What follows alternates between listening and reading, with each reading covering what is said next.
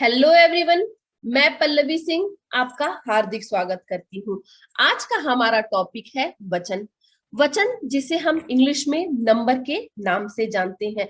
तो सबसे पहले हम जानेंगे कि वचन किसे कहते हैं। शब्द के जिस रूप से उसकी संख्या का बोध हो उसे वचन के नाम से जानते हैं। किसका बोध हो? संख्या का बोध हो। संख्या मीन्स क्या? 1 2 3 4 5 6 7 8 9 10। सो इसका जब बोध होता है या एक चीज है और एक से ज्यादा चीजें हैं, जब इसका हमें पता किसके थ्रू चलता है, इसका हमें पता वचन के थ्रू चलता है। तो शब्द के जिस रूप से उसकी संख्या का बोध होता है उसे वचन कहते हैं। हिंदी में वचन कितने प्रकार के होते हैं? सो हिंदी में वचन के 2 प्रकार होते हैं या 2 भेद होते हैं। ठीक है, वो कौन कौन से होते हैं चलिए देखते हैं। एक वचन और बहुवचन। एक वचन किसे कहते हैं?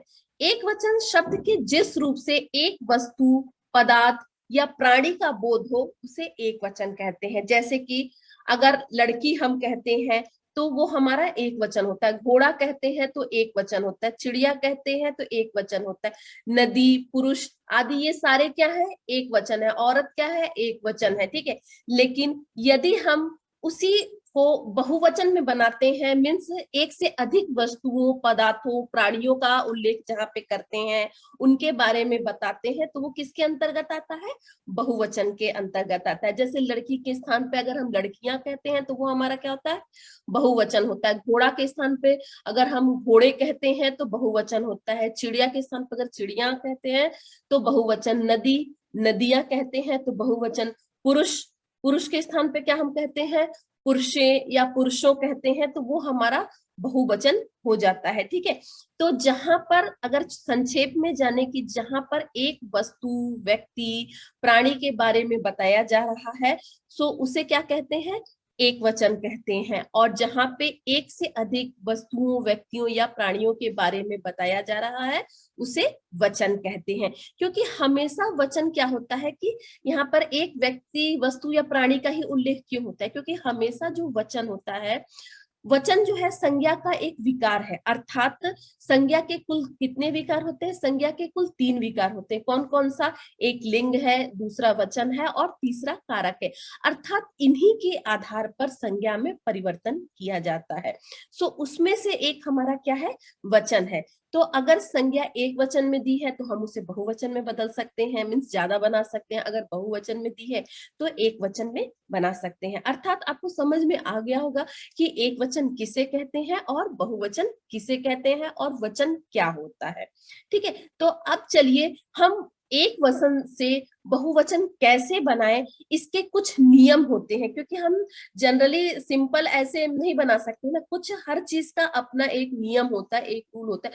उसी के आधार पर हम चीजों को बताते हैं, समझते हैं। तो वचन बदलने के क्या नियम है? वचन बदलने के 2 नियम हिंदी में लागू होते हैं। कौन कौन सा? एक तो विभक्ति रहित वचन होता है और दूसरा विभक्ति सहित बहुवचन बनाने का नियम। अब आप बोलेंगे कि ये विभक्ति क्या होता है? क्योंकि विभक्ति हो सके आप बहुत सारे छात्र आप में से ऐसे हैं जिनको विभक्ति के बारे में नहीं पता है। तो मैंने कुछ अपने पहले वीडियो अपलोड किए हैं, उनमें से एक मेरा वीडियो है कारक। तो जो कारक होते हैं, कारक के जो चिन्ह होते हैं उन्हें हम विभक्ति कहते हैं। वो कौन कौन से चिन्ह होते हैं? सिंपल छोटे में मैं बताती हूँ। अगर आपको डिटेल में जानना है तो मेरे कारक वाले वीडियो में जाके आप देख सकते हैं, समझ सकते हैं। उसमें मैंने डिटेल में उसके बारे में चर्चा की है। तो जहां पर में, पर, काके की, रारेरी, से है, इन सभी के बारे में बताया जाता है तो वो हमारे क्या होते हैं? विभक्ति होते हैं। जैसे विभक्ति के कुल 8 प्रकार होते हैं, उसमें ने है, कर्ता ने, कर्म को, करण से। तो ये ने, से, द्वारा जो भी आ रहा है, या काके की, रारेरी है, में है, पर है, तो ये हमारे क्या है? विभक्ति है और कारक के चिन्ह होते हैं। तो अगर हमारे ये बहुवचन बनाने में ये लागू हो रहे हैं तो वो हमारे क्या होते हैं? विभक्ति सहित बहुवचन होते हैं। लेकिन अगर हम उनके बिना बना रहे हैं तो विभक्ति रहित बहुवचन होते हैं। तो एक चीज आप हमेशा ध्यान में रखिएगा कि विभक्ति रहित बहुवचन बनाने का जब भी नियम होता है सिर्फ शब्दों के साथ होता है। ठीक है, लेकिन बहुत सारे वाक्यों में विभक्ति होती है, तो वहां पर बहुवचन क्या होता है, उनको लेकर बनाया जाता है। तो ये आप आगे वीडियो में ये अच्छे से डिटेल में मैं आपको बताऊंगी, ठीक है। अभी शॉर्ट में समझ लीजिए, मैं यहाँ पे कुछ लिख देती हूँ, उनके थ्रू आप समझ सकते हैं कि विभक्ति सहित बहुवचन बनाने में अगर में आता है, पर आता है,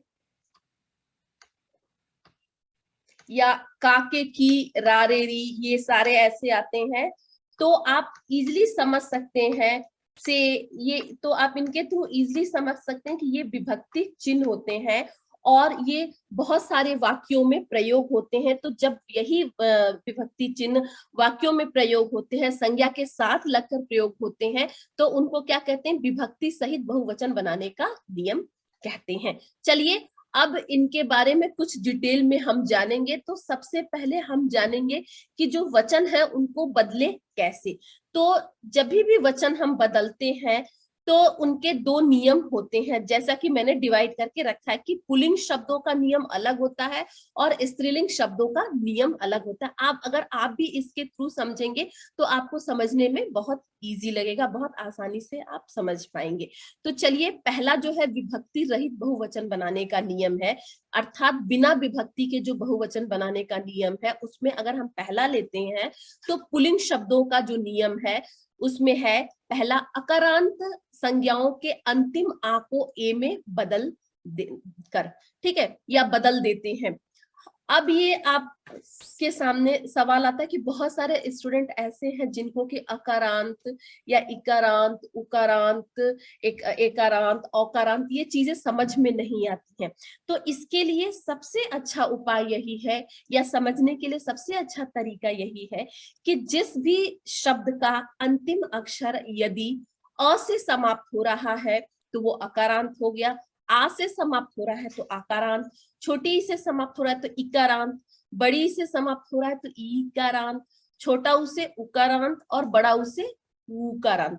अर्थात यही समझ सकते हैं कि जिस भी मात्रा से वो शब्द समाप्त होता है वो उस मात्रा का उकारांत कहलाता है, सॉरी उस मात्रा का आकारांत कहलाता है, ठीक है, या कारांत कह सकते हैं कि कारांत कहलाता है। ओके, तो चलिए सबसे पहला जो नियम है हमारा अकारांत। अकारांत मतलब क्या, जहां पे अ से जो शब्द है वो समाप्त हो रहे हैं। तो जैसे कि मैंने कुछ यहाँ पे उदाहरण लिए हुए, उसमें जो सारे शब्द हैं वो क्या है, आ से समाप्त हो रहे हैं, ठीक है। तो इनका जो आ है वो किस में बदल जाएगा, वो ए में बदल जाएगा। ये कुछ याद करने के पॉइंट है। क्या क्या पॉइंट है कि जो आ है, शब्द का जो अंतिम अक्षर आ है वो किस में बदल जाएगा, वो ए में बदल जाएगा। और यहाँ पे मैंने देखिए अकारांत लिखा, ये अकारांत नहीं होगा, मैंने गलती से लिख दिया, यहाँ पे आकारांत होगा। आप भी चाहे तो इसको चेंज कर सकते हैं या देख सकते हैं, ठीक है। सो आकारांत संज्ञाओं के अंतिम आ को ए में बदल कर, ठीक है। तो यहाँ पे जब कुछ मैंने जो शब्द लिए हुए हैं, लड़का, केला, रुपया, चिता, भेड़िया, रास्ता, घोड़ा, चरखा, कपड़ा, पंखा, घड़ा, बुढ़ा, बच्चा, लोटा, बेटा, अगर आपको मैं ये 10 सेकंड देती हूँ और कहती हूँ कि ठीक है आप इनको चेंज करके बताइए, तो क्या आप चेंज कर पाएंगे? चलिए जल्दी जल्दी ट्राई कीजिए कि इसका क्या हो सकता है। और आपको जो रूल है वो कैसे रूल पे चेंज करना है कि जो भी आ है, अंतिम शब्द का जो अंतिम लेटर आ है उसको किस में चेंज करना है, ए में चेंज करना है। तो मैंने 10 सेकंड आपको दिया, चलिए आप जल्दी जल्दी इसको चेंज करके और मुझे कमेंट बॉक्स में इसका उत्तर जरूर लिखकर बताइएगा। चलिए अब इसका जो हमारा उत्तर है वो जान लेते हैं, आंसर है जान लेते हैं कि कैसे चेंज होता है। तो इसमें आपको कुछ भी नहीं करना है, जो आ है उस मात्रा को ड्रॉप करके उसकी जगह एक ही मात्रा को लगा देंगे। सपोज जैसे लड़का है तो क्या होगा, लड़के हो जाएगा, केला है तो क्या होगा, केले हो जाएगा, रुपया है तो क्या है, रुपए हो जाएगा, चिंता है तो क्या, और सॉरी चिता है तो क्या हो जाएगा, चीते हो जाएगा, भेड़िया है तो क्या, भेड़िया है तो भेड़िए हो जाएगा, रास्ता रास्ते, घोड़ा घोड़े, चरखा चरखे, कपड़ा कपड़े, पंखा पंखे, घड़ा घड़े, बुढ़ा बुढ़े, बच्चा बच्चे, लोटा लोटे, बेटा बेटे। तो कौन सा एक नियम हमारा हो गया? पुल्लिंग शब्दों के नियम क्या है? पुल्लिंग शब्दों में जो है आकारांत संज्ञा वाले शब्द हैं, उनको उनके आ को अंतिम जो अक्षर है आ को किस में बदलेंगे? ए में बदलेंगे। तो ये हमारा पहला नियम है। अब चलिए दूसरा नियम इसका देखते हैं पुल्लिंग शब्दों का। इसके पहले कुछ अपवाद देख लेते हैं कि जो भी पुल्लिंग शब्द है जैसे कि हिंदी में होते हैं, लेकिन क्या होता है कि संस्कृत के कुछ आकारांत पुल्लिंग शब्दों में जैसे भ्राता है, राजा है, पिता है, देवता है, चंद्रमा है, अभिनेता है, ये क्या होते हैं? इनका वैसे कि वैसा ही रहता है, इसमें कोई भी चेंजेस नहीं होते हैं। ठीक है, जैसे कि भ्राता का भ्राताए नहीं हो सकता, ठीक है, राजा का राजाए नहीं हो सकता, पिता का पिताए नहीं हो सकता, ये एज इट इज ही रहते हैं। उसी तरह है अगर संबंधों की सूचना देने वाले मीन्स अगर आपका कोई रिलेटिव होता है जैसे चाचा, नाना, मामा, दादा, मीन्स कोई भी संबंध बताने वाले जो शब्द हैं वो भी हमारे क्या होते हैं? वो भी ए में चेंज नहीं होते। मीन्स चाचा की जगह चाचे नहीं हो सकते, मामा की जगह मामे नहीं हो सकते, नाना की जगह नाने नहीं हो सकते हैं। तो ये तो हमारा अपवाद हो गया फर्स्ट नियम का। क्या है? जो अकारांत जो शब्द है उनका शब्द का अंतिम लेटर आ को ए में चेंज करना है, ये उसका अपवाद है। अब इसका जो दूसरा नियम है वो चलिए देखते हैं पुल्लिंग शब्दों का। तो दूसरा नियम क्या है कि अकारांत, इकारांत, ईकारांत, उकारांत, ऊकारांत, एकारांत और औकारांत, इनका क्या होता है? जो भी पुल्लिंग शब्द होते हैं वो एक वचन और बहुवचन दोनों में क्या होते हैं? समान होते हैं, मींस इक्वल होते हैं, उनमें कोई भी चेंजेस नहीं होते हैं। ठीक है, चलिए देखते हैं कौन कौन सा है। जैसे कि अकारांत में मैंने क्या लिया है? बालक और मनुष्य उदाहरण लिया है। इकारांत में मुनि, कवि। ईकारांत में योगी, गुड़ी। और उकारांत में साधु, गुरु। ऊकारांत में बाबू, हिंदू। एकारांत में चौबे, दूबे। और औकारांत में जौ। तो क्या आपको ये बता पाएंगे? मैं आपको क्या 10 सेकेंड दूं इसके लिए? आप इसका आंसर कमेंट करके क्या मुझे बताएंगे जल्दी जल्दी कि इसका क्या आंसर हो सकता है? नियम क्या है कि जो अकारांत है, इकारांत है, ईकारांत है, उकारांत है, ऊकारांत है, एकारांत है और औकारांत है, इनमें एक वचन और बहुवचन दोनों ही क्या होते हैं? समान होते हैं। ठीक है, तो चलिए जल्दी जल्दी बनाइए फिर देखते हैं। तो चलिए अब इसका आंसर देख लेते हैं तो आपको अच्छे से समझ में आ जाएगा। जैसे जो बालक है उसका बालक ही रहेगा, मनुष्य मनुष्य ही रहेगा। अब यहाँ पे चेंजेस कब होंगे? जब हम इनको वाक्यों में प्रयोग करेंगे, जब हम इनमें विभक्ति के साथ लिखेंगे, तब इनमें मनुष्य की जगह मनुष्य हो जाएगा, बालक की जगह बालको हो जाएगा। अदरवाइज अगर ये सारे शब्द के रूप में आ रहे हैं तो ये एज इट इज लिखेंगे। ठीक है, मुनि मुनि, कवि कवि, योगी योगी, गुड़ी गुड़ी, साधु साधुओं। देखिए साधु साधु यहाँ पे, लेकिन जब हम वही विभक्ति सहित जब बनाते हैं, जब वाक्यों में प्रयोग करते हैं तो क्या करते हैं? साधुओं ने जग किया। ओके, साधुओं ने यज्ञ किया। तो ये क्या है हमारे? कहाँ आ रहा है? ये हमारा वाक्य प्रयोग में आ रहा है कि साधुओं ने यज्ञ किया। ठीक है, उसी तरह अगर लेंगे कि गुरुओं को प्रणाम करना चाहिए, तो गुरु गुरु ही रहेंगे। अगर शब्द में आते हैं तो वो गुरु ही रहेंगे, लेकिन वही अगर हम उनका वाक्य प्रयोग करते हैं कि हमें गुरुओं का आदर करना चाहिए, गुरुओं का सम्मान करना चाहिए, गुरुओं को प्रणाम करना चाहिए, तो वो क्या होते हैं? वो वाक्य में चेंज हो रहे हैं, क्योंकि वहां पे विभक्ति भी साथ में लग रही है, इसलिए वो चेंज हो रहे हैं। ठीक है, हिंदुओं होता है अगर विभक्ति सहित करते हैं तो, लेकिन यहाँ पर हिंदू होता है, शब्द में रहता है। उसके बाद चलिए एकारांत का क्या है? चौबे है, ठीक है, दूबे है। फिर अगर वही वर्ड लेंगे औकारांत में तो नहीं आएगा, क्योंकि यहाँ पे देखिए बे का लिया रहा है, अंत वाला शब्द लिया रहा है। ठीक है, लिया जा रहा है, न कि शुरू वाला लिया जा रहा है। तो हमेशा ये माइंड में आपको रखना है, याद रखना है कि अंत वाला जो शब्द है वही हम लेकर नियम को लागू करते हैं, न कि पहले शब्द को। ठीक है, इसीलिए इसको बोलते हैं कारांत। ठीक है, अगर अ का है तो अकारांत, अगर ई का है तो इकारांत, उ का है तो उकारांत, ए का है तो एकारांत, औ का है तो अकारांत। ठीक है, तो चलिए आपको अच्छे से ये समझ में आ गया होगा, ये दूसरा पुल्लिंग शब्दों का जो एक से बहुवचन बनाने का नियम है। अब जो है स्त्रीलिंग शब्दों के नियम बनाते हैं। पुल्लिंग में ये दो ही होते हैं, ठीक है। आकारांत को क्या होता है, जो आकारांत शब्द होते हैं उनके आ को ए में चेंज करते हैं, और जो दूसरे होते हैं अकारांत, इकारांत, ईकारांत, उकारांत, उकारांत, एकारांत और औकारांत, उनके एक वचन और बहुवचन समान होते हैं। तो ये पुल्लिंग में सिर्फ ये दो ही नियम होते हैं। नेक्स्ट हमारा क्या है, स्त्रीलिंग शब्दों के नियम होते हैं।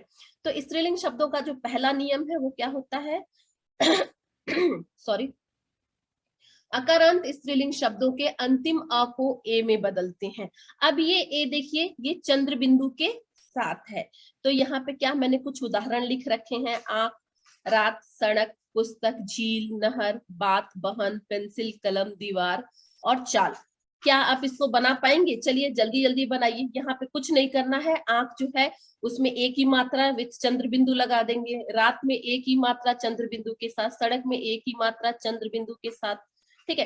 पुल्लिंग में हमने क्या देखा था, सिर्फ एक ही मात्रा लगाई थी, चंद्र बिंदु नहीं लगाया था। लेकिन यहाँ पे क्या करना है, यहाँ पर एक ही मात्रा के साथ चंद्र बिंदु भी लगाना है, तब जाके ये हमारा स्त्रीलिंग वाला हो पाएगा। जैसे कि सड़क, सड़के, देखिए यहाँ पे मैंने बिंदी नहीं लगाई है तो यहाँ पर बिंदी ये आएगा, ठीक है।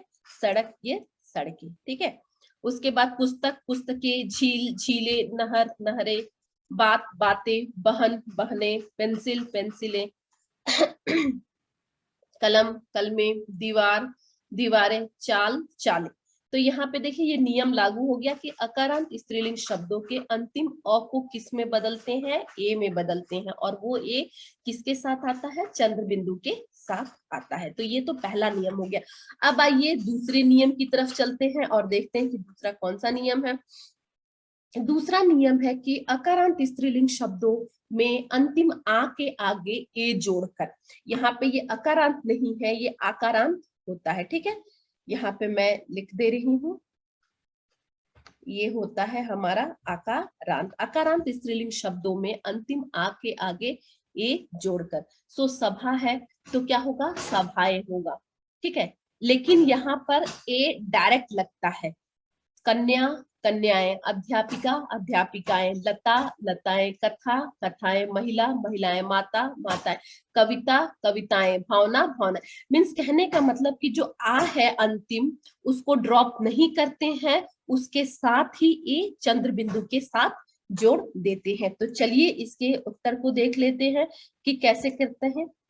देखिए यहाँ पे मैंने किया हुआ है, सभा, सभाएं, कन्या, कन्याएं, अध्यापक, अध्यापिकाएं, लता, लताएं, कथा, कथाएं, महिला, महिलाएं, माता, माताएं, कविता, कविताएं, भावना, भावनाएं। अब यहाँ पे आप बोलेंगे कि मैंने बिंदु क्यों लगाया।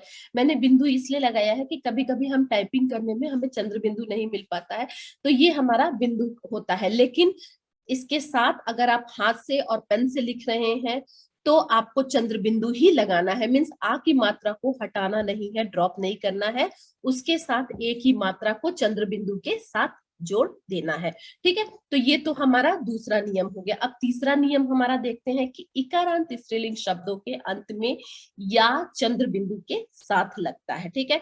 जैसे कि मैंने कुछ उदाहरण यहाँ पे लिख रखे, क्या है, जाति है, तिथि है, राशि, निधि, नीति, रीति, पंक्ति, समिति। अब देखिए ये सिंपल सा नियम है, क्या आप इसको कर पा रहे हैं? चलिए मैं 10 सेकंड का टाइम देती हूँ आपको, जल्दी जल्दी इसको सोचिए और समझिए और करके मुझे आंसर जल्दी जल्दी कमेंट बॉक्स में लिखकर बताइए।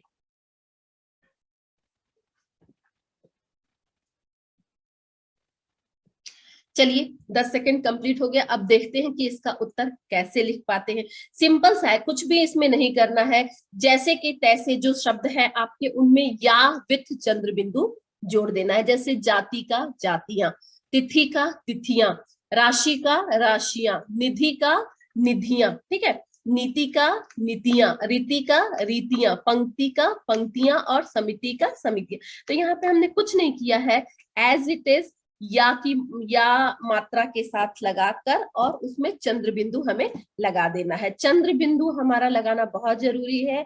अगर यहाँ पे आप डॉट लगाते हैं तो तो वो ठीक नहीं होगा। एक चीज मैं आपको और भी बताना चाहती हूँ कि हमेशा अगर मात्रा है तो वहां पर, क्योंकि आजकल लिखने में समय की कमी होने की वजह से जो भी मात्राएं होती हैं शिरोरेखा के ऊपर, उनके साथ क्या बिंदु का प्रयोग कर देते हैं। लेकिन अगर मात्राएं वही शिरा रेखा के नीचे है, मीन्स सपोज यदि आ की मात्रा है, छोटा ऊ की मात्रा है, बड़ा ऊ की मात्रा है, तो उनके साथ चंद्र बिंदु लगा देते हैं। और क्यों? जगह की कमी की वजह से, क्योंकि ऑलरेडी वहां पे एक मात्रा होती है, तो वहां पे जगह की कमी की वजह से उस चंद्र बिंदु को बिंदु में कन्वर्ट करके लिख दिया जाता है। लेकिन अगर वही मात्रा जो है शिरोरेखा के, शिरोरेखा मीन्स हेड क्लोज, उसके अगर नीचे होती है तो क्या होता है कि जो चंद्र बिंदु है हमारा वो एज इट इज हमको लिखना चाहिए। ठीक है, तो ये तो हमारा इकारांत स्त्रीलिंग शब्दों के अंत में क्या है, या लगाते हैं। या किसके साथ लगाते हैं?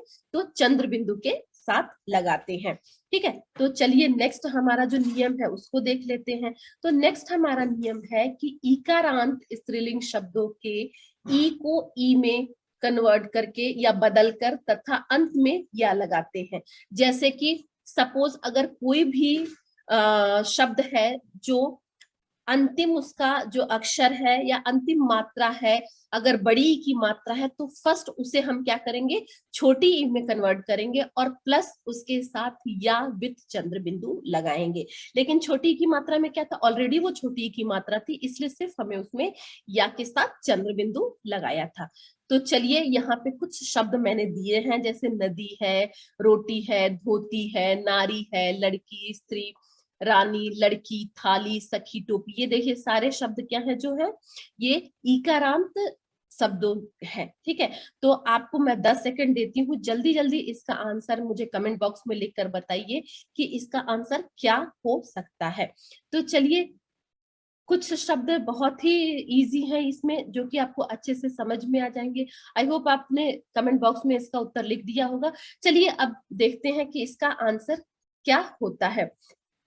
तो देखिए कुछ इसमें नहीं किया गया है, इसमें बड़ी की मात्रा को पहले छोटी की मात्रा में कन्वर्ट करके या विथ चंद्र बिंदु लगा दिया गया है। जैसे देखिए यहाँ पे नदी, नदियां, रोटी, रोटियां, धोती, धोतियां, नारी, नारियां, लड़की, लड़कियां, स्त्री, स्त्रियां, रानी, रानियां, लड़की, लड़कियां, ठीक है, थाली, थालियां, सखी, सखियां, टोपी, टोपियां।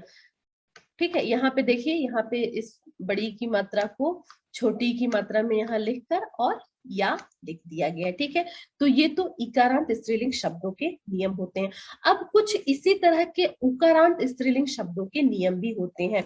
जैसे उकारांत होता है, उकारांत होता है, या औकारांत स्त्रीलिंग शब्दों के अंत में क्या होता है, वहां पर ए लगाते हैं चंद्र बिंदु के साथ। ठीक है, तो जैसे कि और यहाँ पे जो है, अगर उकारांत होता है, उकारांत मीन्स बड़ा ऊ की मात्रा होती है, तो वो किस में चेंज हो जाती है, वो छोटा ऊ की मात्रा में चेंज हो जाती है, ह्रस्व ऊ में चेंज हो जाती है अगर वो दीर्घ ऊ होता है।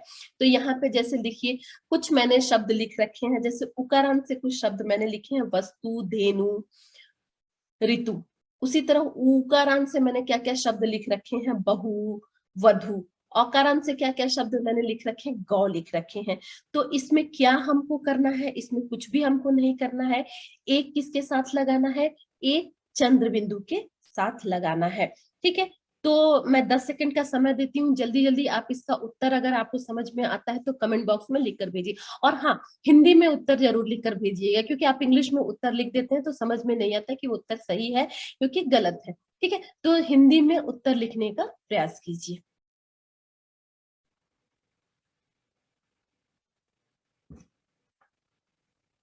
चलिए 10 सेकंड का समय कम खत्म हो गया। अब हम इसको आंसर को जल्दी जल्दी देख लेते हैं। जैसे कि उकारांत है, तो यहाँ पे हमने कुछ भी नहीं किया है, एज इट इज एक ही मात्रा को रख दिया है। ठीक है, देखिए वस्तु है तो एक ही मात्रा को यहाँ पे रखा, धेनु, धेनुए, ऋतु, ऋतुएं। ठीक है, बहु, यहाँ पे देखिए अब बड़ा ऊ की मात्रा यहाँ पर आ गई, तो क्या है, बड़ा ऊ की मात्रा एज इट इज बड़ी और छोटी की मात्रा की तरह हमने किया है कि छोटी की मात्रा को एज इट इज रख देते हैं, उसी तरह छोटा ऊ की मात्रा को हमने एज इट इज रख दिया है और ऐड कर दिया है। बड़ा ऊ की मात्रा यदि है तो उसको पहले क्या करेंगे, छोटा ऊ की मात्रा में कन्वर्ट करके हैं और तब उसमें ए चंद्र बिंदु के साथ लिखते हैं। तो देखिए यहाँ पे बहु जो है बड़ा ऊ की मात्रा है, तो पहले हम इसको छोटा ऊ की मात्रा किए हैं और तब इसका क्या हुआ है, ए चंद्र बिंदु के साथ हमने लिखा है।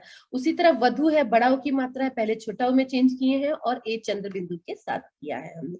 तो यही नियम आप भी लागू होता है। अगर आप इस तरह करते हैं तो आप इजिली अच्छे से समझ भी जाएंगे और आपको याद भी हो जाएगा। और एक और चीज, आपको बहुत सारी चीजों का प्रैक्टिस करने की जरूरत होती है। बिना प्रैक्टिस के अगर हम चाहें कि हम एक दिन सिर्फ वीडियो देखते हैं या एक दिन पढ़ लेते हैं और वो चीजें हैं, ग्रामर पोर्शन है, मैथ्स है, किसी भी लैंग्वेज का ग्रामर है, तो आपको समझ में आ जाए, तो ये इम्पॉसिबल है। ठीक है, आपको बार बार उसका अभ्यास करना पड़ेगा, बार बार प्रैक्टिस करना पड़ेगा, क्योंकि जब आप प्रैक्टिस करेंगे तो आप उन चीजों के बारे में क्या करेंगे, सोचेंगे ज्यादा से ज्यादा। और जब हम चीजों के बारे में ज्यादा से ज्यादा सोचते हैं तो वो हमें चीजें क्या होती हैं, वो हमें लंबे याद तक चीजें रहती हैं हमारे माइंड में। ठीक है, तो चलिए अब औकारांत अपने आते हैं। औकारांत में देखिए, इसमें गौ है तो कुछ नहीं, हमने सिर्फ ए लगा दिया है चंद्र बिंदु के साथ। ठीक है, तो ये हमारा कुछ नियम है जो कि उकारांत, उकारांत और औकारांत स्त्रीलिंग शब्दों के अंत में क्या लगाएंगे, ए लगाएंगे और चंद्र बिंदु के साथ लगाएंगे। ठीक है, और इसमें क्या होता है, अगर बड़ा ऊ की मात्रा है, दीर्घ ऊ की मात्रा है, तो वो किसमें, ह्रस्व ऊ छोटा ऊ में कन्वर्ट हो जाती है। ठीक है, तो चलिए नेक्स्ट नियम देखते हैं। नेक्स्ट हमारा नियम है कि अगर स्त्रीलिंग शब्दों में या ऐसे या से अंत होने वाले अगर कुछ शब्द हैं, संख्याएं हैं या संज्ञा शब्द हैं, तो क्या हम उसमें चंद्र बिंदु लगाएंगे या नहीं लगाएंगे। यस, या से अंत होने वाले संज्ञाओं को बहुवचन में बदलने के लिए अंत में चंद्र बिंदु जोड़ा जाएगा। ठीक है, अब चंद्र बिंदु का क्या होगा, यहाँ पर चंद्र बिंदु मैंने मिस कर दिया है क्योंकि मैं टाइप नहीं कर पाई हूँ, क्योंकि बिना लेटर का, तो ये मैं अभी लिख दे रही हूँ। ठीक है, तो चंद्र बिंदु ये क्या होता है, जोड़ा जाता है। अब यहाँ पे कुछ नहीं करना है, ये क्या है, ये सारे जो वर्ड्स ये देख रहे हैं आप, ये सारे जो शब्द आप देख रहे हैं, ये क्या है, ये सारे एक वचन है। जैसे गुड़िया, डिबिया, कुटिया, पुरिया, चिड़िया, बुढ़िया, चूहिया, कुतिया, ये सारे शब्द क्या है, ये एक वचन है। अगर हमें इन्हें बहुवचन बनाना है तो क्या करना है, कुछ नहीं करना है, ऑलरेडी या दिया हुआ है उधर शब्द के अंत में, हमें उनके ऊपर सिर्फ क्या लगाना है, तो सिर्फ चंद्र बिंदु लगा देना है। जैसे कि हम अभी देखेंगे कि कैसे चंद्र बिंदु हम लगाएंगे। गुड़िया, गुड़िया, डिबिया, डिबिया, कुटिया, कुटिया, पुरिया, पुरिया, चिड़िया, चिड़िया, बुढ़िया, बुढ़िया, चूहिया, चूहिया, कुतिया, कुतिया। ठीक है, तो ये हमारे क्या है, ये सिर्फ क्या है, या के ऊपर चंद्र बिंदु लगाने थे। ठीक है, अब चलिए नेक्स्ट नियम देखते हैं। नेक्स्ट हमारा नियम क्या है कि विभक्ति सहित बहुवचन बनाने के क्या नियम है। हमने पहले थोड़ी देर पहले क्या देखा कि विभक्ति रहित जो वचन है या एक वचन से बहुवचन बनाने के क्या नियम है। तो फिर उसमें हमने दो तरीके देखा, पहला तो पुल्लिंग शब्दों के साथ देखा, दूसरा स्त्रीलिंग शब्दों के साथ देखा। अब ये क्या है, ये हमारा विभक्ति सहित जो भी है बहुवचन बनाने का नियम है, उनको हम देखेंगे। तो यहाँ पर भी कुछ नियम है जो कि याद करने के लिए है। अकारांत, आकारांत, उकारांत शब्दों के अंत में क्या जोड़ते हैं, ओ जोड़ते हैं। जैसे कि कुछ देर पहले ही मैंने आपको बोला था कि जब भी हम वाक्य में उनका प्रयोग करते हैं और जो भी संज्ञा शब्द होते हैं, अगर उनको विभक्ति सहित हमको बनाना होता है तो उनमें हम क्या जोड़ते हैं, ओ जोड़ते हैं।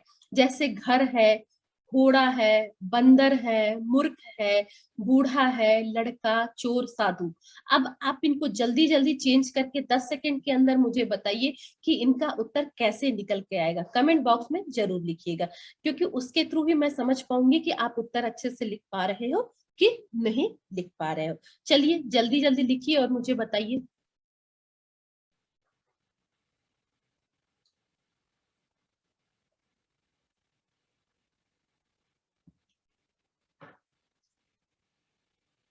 चलिए 10 सेकंड हो गया है, अब इसके आंसर पे चर्चा कर लेते हैं और देख लेते हैं कि आंसर क्या होता है।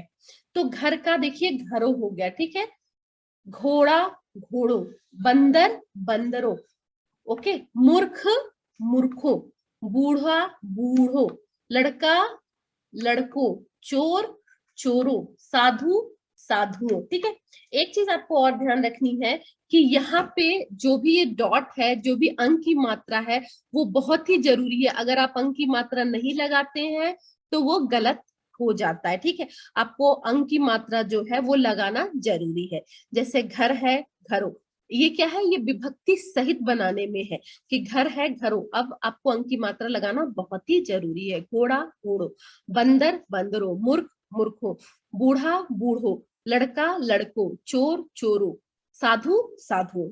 एक चीज और यहाँ पे मैं आपको बताना चाहूंगी कि बहुत सारे स्टूडेंट क्या करते हैं कि जैसे घोड़ा शब्द यहाँ पे है, यहाँ पर घोड़ा है, उनको क्या लिख देते हैं, घोड़ा लिखते हैं। अब ये क्या है, अगर आप ये डॉट जो है नीचे अगर आप नहीं लगा रहे हैं तो वो आपका करेक्ट नहीं होगा। ठीक है, वो आपका वर्तनी वर्तनी जो है वो शुद्ध नहीं होगा। ठीक है, तो आप अगर डॉट नीचे लगा रहे हैं तभी वो आपका जो ड है वो ड़ में कन्वर्ट हो रहा है, अदरवाइज वो क्या रहेगा, डा रहेगा। अगर सपोज मैं बिंदी नहीं लगाती हूँ तो क्या वो होगा, घोड़ा हो जाएगा। लेकिन अगर मैं बिंदी लगा देती हूँ तो वो क्या हो जाता है, घोड़ा हो जाता है। उसी तरह है, सपोज ये बूढ़ा, अगर मैं बिंदी नहीं लगाती हूँ तो क्या होगा, बूढ़ा हो जाएगा, बुढ़ा। ठीक है, अगर मैं वही लगाती हूँ बिंदी तो क्या, ढ में प्रोनाउंस हो जाएगा, बूढ़ा। ओके, बूढ़ा बोलते हैं। ठीक है, ढ जो है ढ में प्रोनाउंस हो जाने लगता है। ठीक है, तो ये बिंदी आपको लगाना बहुत ही जरूरी है, नहीं तो ये आपका गलत माना जाएगा। ठीक है, और उनके उच्चारण में भी परिवर्तन हो जाता है।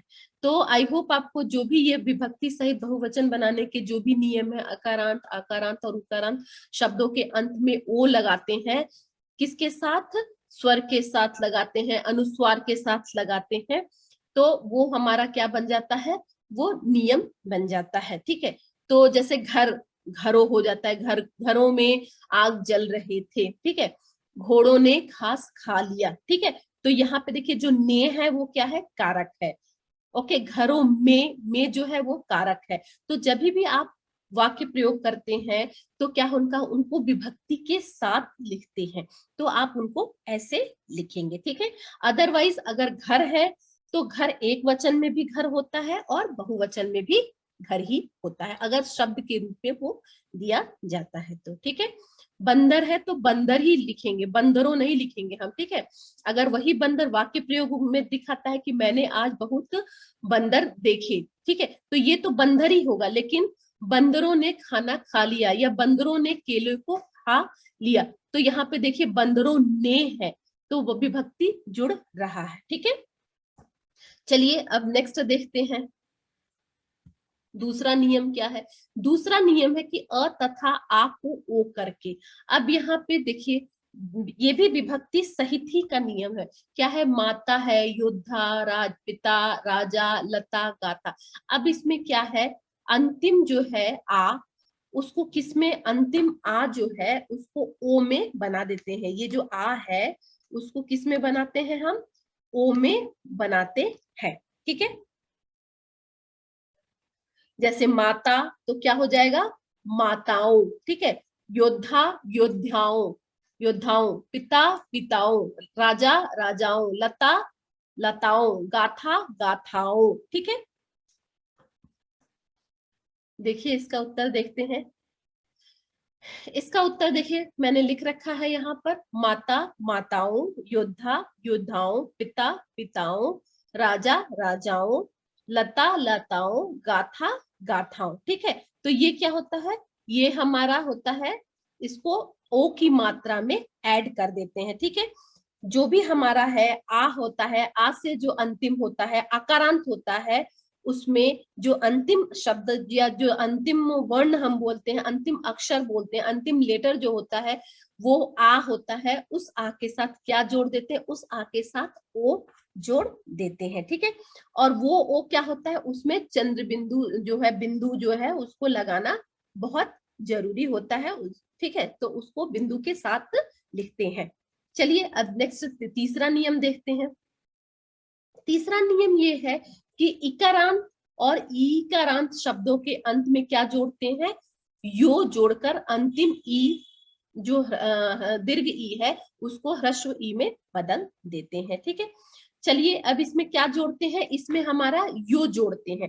पहले के वीडियो में जो हमने विभक्ति सहित देखा था, उसमें हमने क्या देखा था, 10 मिनट्स बिफोर देखा था कि उसमें ओ हम जोड़ रहे हैं, लेकिन यहाँ पे इकारांत और ईकारांत में क्या जोड़ते हैं, यो जोड़ते हैं। ठीक है, तो जैसे कि कवि है तो कवियों हो जाएगा, रात्रि है तो क्या हो जाएगा, रात्रियों, गाड़ी गाड़ियों, गली गलियों, मुनि मुनियों, व्यक्ति व्यक्तियों, साड़ी साड़ियों, नदी नदियों। ओके, और वही अगर क्या होगा, अकारांत होगा या आकारांत होगा तो क्या होगा, ओ की मात्रा लगेगी उस पे, उसमें यो नहीं लगेगा, उसमें ओ की मात्रा विथ डॉट लगेंगे। ठीक है, वृत्त अनुस्वार लगेंगे। लेकिन यहाँ पर अगर वही छोटी ई है और बड़ी ई है और विभक्ति सहित है तो वहां पे ओ नहीं लगेगा, वहां पर यो लगेगा विथ अनुस्वार।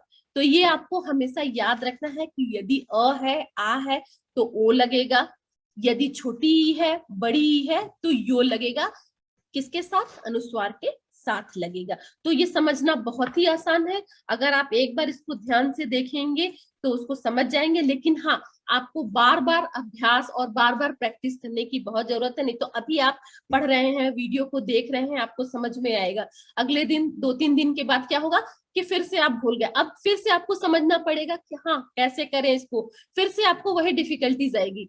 तो जब भी आप प्रयास कीजिए कि 3-4 सेट या 5 सेट अभ्यास लेकर गूगल से सर्च करके या कहीं से भी अगर आपकी बुक में अवेलेबल हो तो उनको अभ्यास जरूर कीजिए। और अगर आपको इससे रिलेटेड कोई भी डाउट हो तो मुझे कमेंट बॉक्स में भी लिखिए, मैं भी आपके डाउट को सुलझाने का प्रयास करूंगी। ठीक है, तो देखिए, कवि कवियों, रात्रि रात्रियों, गाड़ी गाड़ियों, गली गलियों, मुनि मुनियों, व्यक्ति व्यक्तियों, साड़ी साड़ियों, नदी नदियों। तो यहाँ पे कुछ भी नहीं करना है, सिर्फ अगर छोटी ई है तो एज इट इज रहेगा, योग के जोड़ देंगे विथ अनुस्वार, और अगर बड़ी ई है तो फर्स्ट बड़ी ई को छोटी ई में कन्वर्ट करके छोटी ई में बदल कर और क्या करेंगे, अनुस्वार के साथ यो लिख देंगे। ठीक है, तो ये तो आपको अच्छे से समझ में आ गया तीसरा नियम। अब चलिए नेक्स्ट चलते हैं, चौथा नियम देखते हैं। संबोधन के समय इकारांत और ईकारांत में ओ जोड़ते हैं। अब ये तो सामान्य हो गया, इसके पहले वाले स्लाइड्स में हमने देखा था कि वो क्या होता है, वो सामान्य नियम होता है जो हर जगह लागू होता है। संबोधन का मतलब होता है कि पुकारने में, सपोज बच्चों, महिलाओं, पुरुषों अगर हम बोलते हैं, बहनों बोलते हैं, सैनिकों बोलते हैं, तो वहां पर ओ लगता है, लेकिन उसके साथ कोई भी अनुस्वार नहीं होता है। जैसे कि हम बोलते हैं बच्चों, बच्चा एक वचन है, अगर वही बोलते हैं कि बच्चों इधर आओ, तो बच्चों के साथ हमेशा ध्यान में रखिए, क्योंकि ये पुकार का है शब्द है, संबोधन का शब्द है, तो इसमें अनुस्वार नहीं लगता है। जैसे कि सैनिक है, सैनिकों, मुर्गी मुर्गियों, बहन बहनों, सिपाही सिपाहियों, भाई भाइयों। तो देखिए, इनमें से किसी में भी क्या है, ओ की मात्रा लगी तो सभी में है, लेकिन किसी के भी साथ अनुस्वार नहीं आया है। देखिए, जैसे कि बच्चों है, यहाँ पर पहला दिया हुआ है बच्चों, बच्चों में भी अनुस्वार जो है नहीं लगा हुआ है। सैनिकों, मुर्गियों, बहनों, सिपाहियों, भाइयों, किसी में भी लगा है, नहीं लगा है। तो हमेशा आपको यही ध्यान रखना हो कि अगर वो कोई संबोधन शब्द है, जैसे बच्चों, सैनिकों, मुर्गियों, बहनों, भाइयों, सिपाहियों, तो उसमें ओ तो जरूर लगेगा, लेकिन अनुस्वार का प्रयोग नहीं होगा। तो आई होप आपको ये अच्छे से समझ में आ गया होगा। अब हम कुछ ऐसे चीज देखेंगे या कुछ ऐसे महत्वपूर्ण नियम देखेंगे जो कि हमें हमेशा एक वचन से बहुवचन अगर हम बना रहे हैं या उनको समझ रहे हैं कि ये एक वचन है या बहुवचन है, तो हमें कुछ बातों का हमेशा ध्यान में रखना चाहिए। तो वो कुछ बातें कौन सी हैं, चलिए उनको देखते हैं। तो पहली बात तो ये है कि कभी कभी आदर प्रकट करने के लिए जो है एक वचन के स्थान पर बहुवचन का प्रयोग किया जाता है। ठीक है, ये वर्ड है, आदत नहीं है, ये वर्ड है आदर। ठीक है, यहाँ पे र आएगा। ठीक है, तो कभी कभी हम किसी को रिस्पेक्ट अगर हम देते हैं तो क्या होता है कि एक वचन के स्थान पर बहुवचन का प्रयोग करते हैं। जैसे कि अगर कुछ उदाहरण हम यहाँ पे लेके देखते हैं कि महात्मा गांधी सत्य तथा अहिंसा के समर्थक थे। अब तो महात्मा गांधी तो एक है, ठीक है, तो उनके साथ थे क्यों लगाया गया, था क्यों नहीं लगाया गया, क्योंकि हम उनको रिस्पेक्ट दे रहे हैं, वो हमसे बड़े हैं। ठीक है। तो इसीलिए हम यहाँ पर एक वचन के स्थान पर क्या बहुवचन का प्रयोग कर रहे हैं। ठीक है। उसी तरह पिताजी कल दिल्ली जा रहे हैं। अब यहाँ पे देखिए जा रहा नहीं होता है, क्या है, जा रहे हैं। ये जो डॉट है यहाँ पे, जो ये जो डॉट लगाया हुआ है, ये इंडिकेट कर रहा है कि जो पिताजी हैं वो हमसे बड़े हैं, और ये रहे हैं ये क्या है, प्लूरल है, बहुवचन शब्द है। ठीक है। उसी तरह दीपावली के दिन ही श्री राम अयोध्या लौटे थे। अब यहाँ पर देखिए प्रभु श्री राम तो एक ही है, ठीक है, जो कि दीपावली के दिन अयोध्या लौटे थे, लेकिन उनके लिए थे इसीलिए लगाया जा रहा है क्योंकि वो एक रिस्पेक्टेबल पर्सन है, वो भगवान उनको के नाम से जानते हैं, तो इसलिए यहाँ पर ये क्या है, थे लगाया जा रहा है था की जगह। ये तो हमारा पहला नियम हो गया। अब दूसरा नियम क्या है, दूसरा नियम क्या है कि कुछ लोग अपना अधिकार या बड़प्पन जताने के लिए मैं के स्थान पर हम का प्रयोग करते हैं। ठीक है। अब यहाँ पे बोलते हैं कि हमने वो काम कर लिया, ठीक है, हमने बच्चों को पढ़ा लिया, ठीक है, हमने अपना काम समाप्त कर लिया, जबकि हम यहाँ पे पर्सन एक ही है, मैं ही होना चाहिए कि मैंने अपना काम समाप्त कर लिया, ठीक है, मैंने बच्चों को पढ़ा लिया। लेकिन यहाँ पर क्या है कि वो अपना अधिकार दिखाने के लिए या वो बड़प्पन दिखाने के लिए बहुत सारे लोग मैं के स्थान पर क्या प्रयोग करते हैं, हम का प्रयोग करते हैं। तो ये भी हमेशा ध्यान में रखना चाहिए कि ये है पर्सन तो एक ही है, लेकिन वो हम का प्रयोग कर रहा है तो वो बहुवचन नहीं हुआ, वो एक ही वचन होता है। ठीक है। तीसरा क्या है, कुछ संज्ञा शब्द हमेशा बहुवचन में ही प्रयुक्त होते हैं। कुछ शब्द ऐसे होते हैं जो कि एक वचन में नहीं, हमेशा बहुवचन में ही रहते हैं। जैसे कौन कौन से वो शब्द हैं, दर्शन, प्राण, बाल, आंसू, हस्ताक्षर, दाम, अक्षत, नेत्र, कान, होठ, होश आदि। ठीक है। अब जैसे हम कहते हैं ना होठों बोलते हैं, लेकिन वो क्या बोलते हैं कि होठों से हमारे खून निकल रहा था। ठीक है। लेकिन अगर वो होठ जो है वो अगर शब्द के रूप में हम लेते हैं तो वो होठ ही रहते हैं, वो होठो नहीं होते। लेकिन अगर वही हम उनको वाक्य के रूप में प्रयोग करते हैं, उनके साथ जब विभक्ति जोड़ते हैं तो वो क्या होता है, होठो हो जाता है। ठीक है। अदरवाइज वो बहुवचन ही रहता है, एक वचन और बहुवचन दोनों में ही सेम ही प्रयोग होता है। ठीक है। उसी तरह अगर हम लेते हैं बाल, अब हमारे बाल क्या है, बहुत सारे हैं बाल, लेकिन हम क्या बालों बोलते हैं शब्द एज ए शब्द नहीं, हम क्या बोलते हैं, बाल। हमारे बाल क्या है, गिर रहे हैं, बालों गिर नहीं रहे हैं, हमारे बाल गिर रहे हैं। अब देखिए यहाँ पे हमारे जो बाल है गिर रहे हैं, यहाँ पे विभक्ति नहीं है, इसलिए हमें बाल को एज इट इज ही रखा है। उसी तरह जैसे देखिए आपके बाल काले और घने हैं, ठीक है, तो यहाँ पे भी क्या है, विभक्ति नहीं है, इसलिए बाल एज इट इज रखा गया है। ठीक है। उसी तरह है कि चाचा जी ने कागज पर हस्ताक्षर कर दिए। अब चाचा जी ने कागज, एक कागज है या बहुत सारे कागज हैं हमको नहीं पता है, लेकिन चाचा जी ने कागज पर हस्ताक्षर कर दिए, तो हस्ताक्षरों नहीं है। एक चीज और है, क्योंकि यहाँ पे देखिए विभक्ति सहित कोई भी पर है, लेकिन जो पर है वो हस्ताक्षर से पहले दिया हुआ है, विभक्ति चिन्ह पर है पर वो हस्ताक्षर से पहले दिया हुआ है, इसलिए उसका नियम इस पर लागू नहीं होता है। ठीक है। लेकिन वही अगर संज्ञा के बाद वो शब्द रहता है, पर, में, काके की, रारेरी, ठीक है, से, ने, तो वो उस पे लागू होता है। तो इसलिए यहाँ पर हस्ताक्षर भी एज इट इज प्रयोग किया गया है। तो ये तो हमारे 3 नियम हमने देख लिए। अब चलिए चौथा नियम देखते हैं।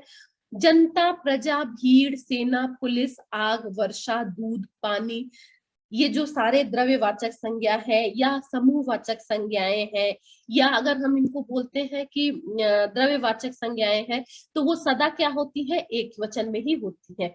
और समूहवाचक में जैसे कि जनता है, देखिए समूहवाचक में वाचक संज्ञा होती है, प्रजा है, भीड़ है, सेना है, पुलिस है, तो ये क्या है, ये सारे समूहवाचक संज्ञा है, कलेक्टिव नाउन है। तो ये हमेशा क्या है, ये हमेशा एक वचन में ही प्रयोग की जाती है, न कि बहुवचन में। अब अगर बहुत सारे सेना के जवान आ जाते हैं तो क्या हम उनको क्या बोलते हैं, सेनाओं थोड़ी ना बोलते हैं, हम तो उनको सेना ही ना बोलते हैं कि सेना के जवान आए हुए हैं या यहाँ पर सेना आई हुई है। ठीक है। कर्फ्यू लगा है, सेना आई हुई है। उसी तरह है अगर जनता है, तो जनता में किसी चीज की खबर फैल रही है, ठीक है, तो हम प्रयोग क्या कर रहे हैं, हम प्रयोग जनता ही कर रहे हैं, जनताओं प्रयोग नहीं कर रहे हैं। ठीक है। तो प्रजा है, उसी तरह प्रजा है, भीड़ है, तो ये सारे शब्द क्या है, ये सारे शब्द हमेशा एक वचन ही रहते हैं। उसी तरह अगर दूध लेते हैं, पानी लेते हैं, तो वो भी हमारे क्या है, हमेशा एक वचन ही रहते हैं। जैसे हम ये नहीं कहते कि दूध में मक्खी गिर गई, ऐसा हम बोलते हैं, ये नहीं बोलते कि दूधों में मक्खी गिर गई है, ठीक है। तो ये हमारे क्या है, एक वचन ही रहता है। उसी तरह पानी, हमने पानी पी लिया, ठीक है, तो ये क्या होता है, एक वचन ही प्रयोग होता है। तो हमेशा अपने दिमाग में ये चीज रखिए कि यदि वह समूहवाचक संज्ञा हो और यदि वह द्रव्यवाचक संज्ञा हो, तो वो क्या होता है, वो हमेशा एक वचन ही रहता है। जैसे कुछ उदाहरण मैंने यहाँ पे लिख रखे हैं, गर्मियों में ठंडा दूध अच्छा लगता है, ठीक है। तो यहाँ पे हमने दूधो नहीं लिखा है, दूध ही लिखा है। सेकेंड वन क्या है, इस साल वर्षा अच्छी हुई। अब यहाँ पे देखिए वर्षा जो है वो प्लूरल थोड़ी ना हुआ है, वो हमेशा सिंगुलर ही है, दूध सिंगुलर ही है। जंगल में आग लग गई, अब यहाँ पे आगो नहीं लिखा है, क्योंकि थोड़ी जगह में थोड़ी ना आग लगी, बहुत सारी जगह में आग लगी, या आग एक थोड़ी ना होती है, लेकिन ठीक है। लेकिन हम यहाँ पर क्या है कि कितने भी जगह में वो आग लगी है, लेकिन हम उसको आग ही दिखा रहे हैं, ठीक है। नेक्स्ट हमारा नियम क्या है कि अनेक स्वयं बहुवचन है। जो अनेक हमारा शब्द आता है वो स्वयं बहुवचन होता है, उसका एक वचन क्या होता है, एक। अब ये एक विलोम शब्द के रूप में भी आता है, एक और अनेक। बच्चों से पूछा जाता है कि एक का विलोम शब्द क्या है, तो वो बताते हैं कि एक का विलोम शब्द क्या है, अनेक होता है। अनेको नहीं होता, क्योंकि अनेक जो शब्द है वो अपने आप में ही प्लूरल है, अपने आप में ही बहुवचन है, ठीक है। उसको हम बहुवचन नहीं बना सकते हैं, ठीक है। तो ये कुछ 5 नियम है, एक और नियम है उसको भी देख लेते हैं साथ में। छठा नियम है प्रत्येक, हर एक, हर रोज, हर कोई आदि का प्रयोग एक वचन में होता है।